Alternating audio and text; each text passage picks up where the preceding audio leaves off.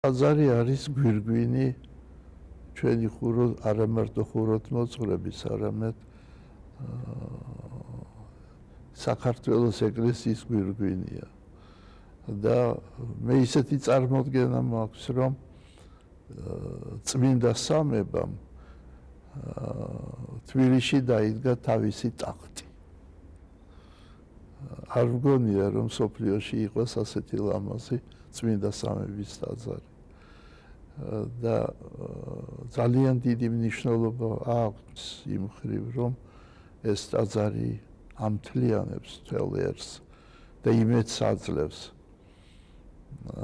როგორც ამბობს ზოგიერთი, აი ამ ურთულეს პერიოდში და გაჭირვების პერიოდში ქართველმა ხალხმა რომ შეძლო ამისი აშენება, ეს იმას ნიშნავს, რომ ბევრი კარგის გაკეთება შეუძლია ქართველ ხალხს. და ჩვენ აი ამ ტაძრის გარშემო უნდა გავმთლიანდეთ და ამ ტაძარმა უნდა აგვიყვანოს ზეცას.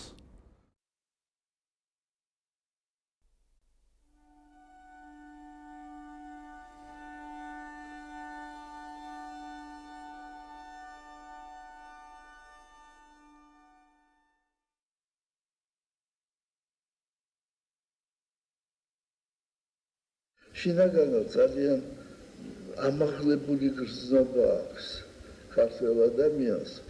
და მას მე ვხედავ განსაკუთრებით ხელოვნებაში.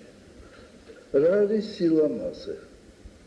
ჩემი აზრით, სილამაზე ეს არის ჰარმონია. სილამაზე, თქვათ, მუსიკაში, მხატვრობაში. მუსიკა აკეთილშობილებს ადამიანის გონებას, ადამიანის გრძნობებს და აღყავს ზეცას.